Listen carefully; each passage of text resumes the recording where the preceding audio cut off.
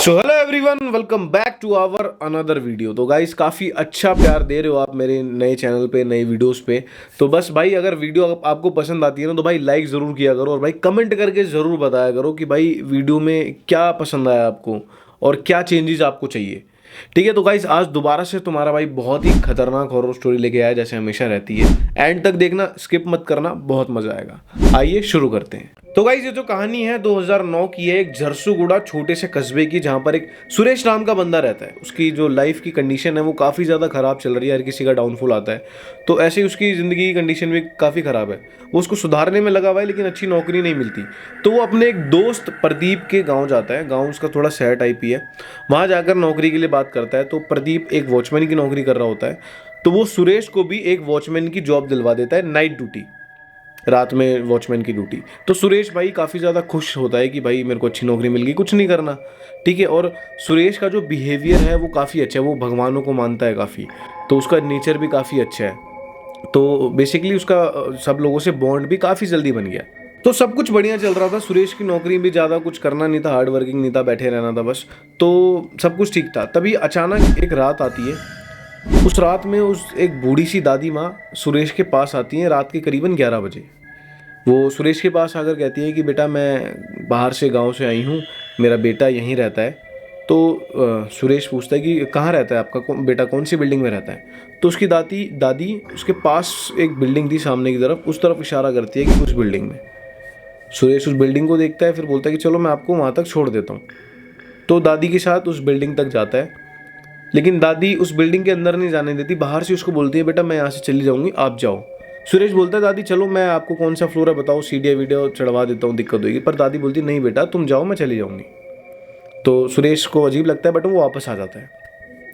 Next night, अगली रात, दोबारा से वो दादी दिखती है। इस बार वो बहुत ज़्यादा रो रही होती है।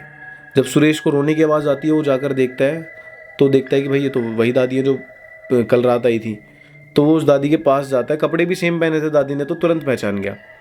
पास जाकर खड़ा हो जाता है, पूछता है कि दादी माँ क्या हुआ, रो क्यों रहे हो। बट दादी कंटिन्यूसली रो ही रही होती है और उसका कोई जवाब नहीं देती है। इतने में सुरेश का एक दोस्त वहाँ पर बना होता है, जो नाइट ड्यूटी साथ में कर रहा होता है। उसका नाम था चंदन।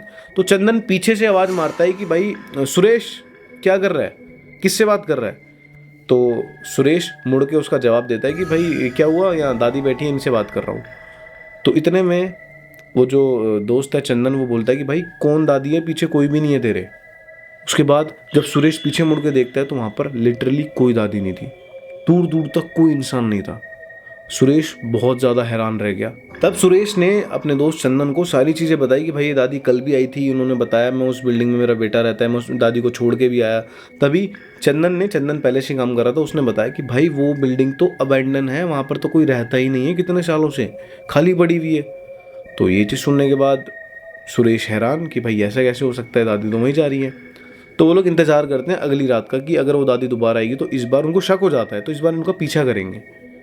अगली रात होती है, रात के 11 बजे दोबारा से वही दादी उसी जगह पर रोने लग जाती हैं। सुरेश को रोने की आवाज़ आती है, वो दोबारा उस दादी के पास जाता है, लेकिन वो चंदन से पहले डिस्कशन कर लेता है कि जल के देखेंगे कि वो जाती कहाँ है अगर वो बिल्डिंग अबैंडन है तो चंदन दूर ही खड़ा था, चुपचाप देख रहा था।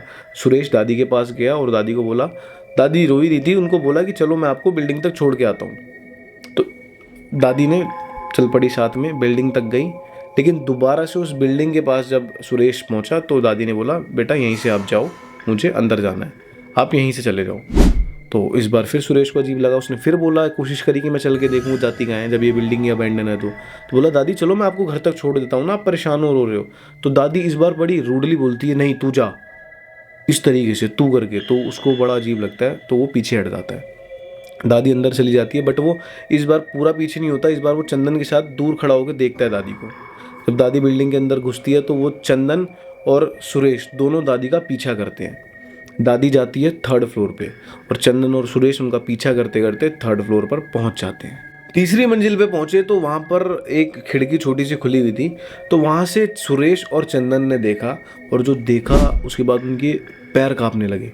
उन्होंने देखा कि जो वो बूढ़ी औरत थी वो अंदर बहुत ही अजीब हालत में है। लाइक उसने अपनी साड़ी उतार दी है, नॉर्मल ऊपर जैसे लेडीज़ की जो साड़ी के अंदर जो मतलब कुछ होता है पेटीकोट वगैरह, नॉर्मल नीचे वो पहन रखा है, साड़ी उतार दी और ऊपर ब्लाउज वगैरह है और बाल पूरे खुले पड़े हैं और उसके हाथ पैर जले हुए हैं, ऐसा लग रहा है कि सड़े हुए हैं पूरे, बाल पूरे खुले हुए, लाइक वो औरत नहीं, वो एक पिशाचनी थी। और होश तो उन दोनों के तब उड़े जब उन्होंने देखा उस कमरे में 7 से 8 लड़के ऑलरेडी हैं, जिसमें से 3 की मौत हो चुकी है, जिनका गला कटा हुआ है, खून गिर गया ऑलमोस्ट। ये चीज़ देखने के बाद उन लोगों की रूह कांप गई। लेकिन एक चीज़ वहाँ पे अजीब थी कि वहाँ पर 2-3 लड़के जिंदा भी थे जो शायद बेहोश थे हाथ में, और कुछ लोगों को बांध के, मतलब वो औरत बेसिकली कुछ तंत्र करना चाह रही थी, तंत्र मंत्र उन लड़कों पे। ये चीज़ देखने के बाद लिटरली उन लोगों के होश उड़ गए।